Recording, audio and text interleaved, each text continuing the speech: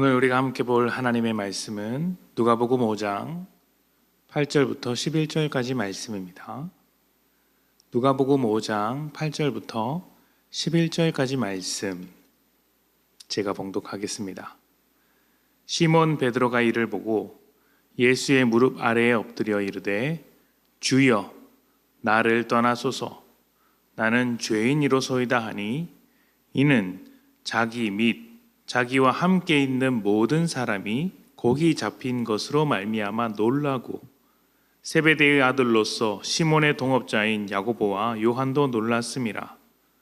예수께서 시몬에게 이르시되 무서워하지 말라. 이제 후로는 내가 사람을 취하리라 하시니 그들이 배들을 육지에 대고 모든 것을 버려두고 예수를 따르니라. 아멘.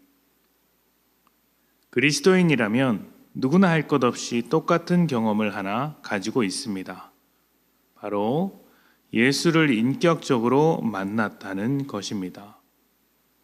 어렸을 때 집회나 수련회를 통해 만나기도 하고 또 개인적으로 뜨겁게 기도하다가 혹은 잔잔하게 기도하다가 만나기도 합니다.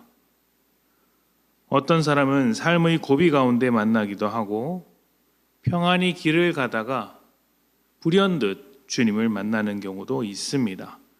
예수님을 만나는 것은 모두 같지만 그 과정은 정말 다양합니다. 그런데 그 다양한 과정에도 불구하고 모두가 똑같이 경험하는 한 가지가 있습니다. 예수님 앞에서 자신을 내려놓는다는 것이죠. 자기를 주장하고 내세우는 삶을 살다가 예수님을 만나면서 자기 인생에서 어떤 한계와 모순을 발견하고 자신의 부족함을 인정하는 것입니다. 그렇게 자신의 한계와 부족함을 고백하는 말이 나는 죄인이다 라는 것이죠. 성경이 사람을 죄인이라고 하는 것은 법을 어기거나 도덕적인 면에서 나쁜 짓을 했다 정도가 아닙니다. 그것은 겉으로 드러나는 문제이지 본질이 아닙니다.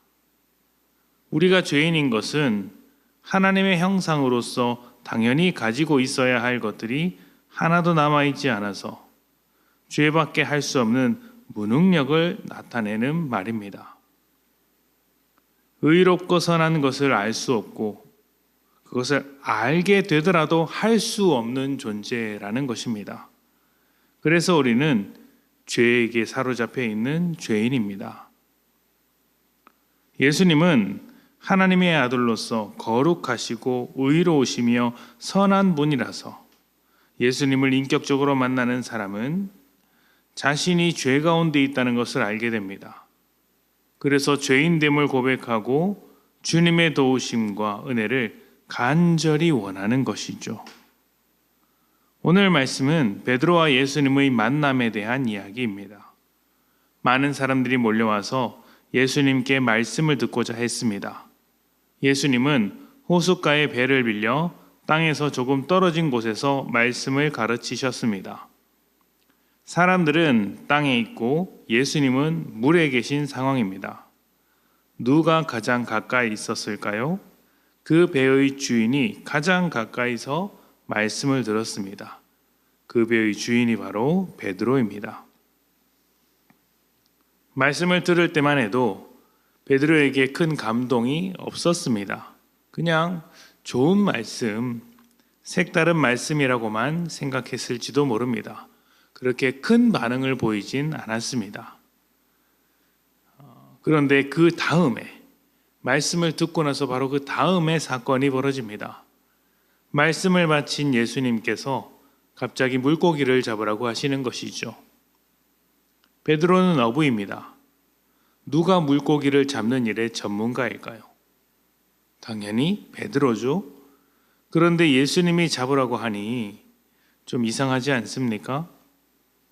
전문가인 나에게 전문적이지 않은 방법으로 물고기를 잡으라고 하니 약간 미심쩍은 마음이 드는 게 당연한 이치입니다. 그래도 베드로는 예수님 가까이에서 말씀을 들었기 때문에 뭔가 있는 분이구나, 뭔가 지혜가 있는 분이구나 하는 생각이 들었고, 그 말씀을 전하는 권위, 말씀을 의지하여 그물을 내렸습니다. 그러자 자기 생각과 실력으로 감당할 수 없는 많은 물고기가 잡혔습니다. 베드로에게는 상당한 충격이죠.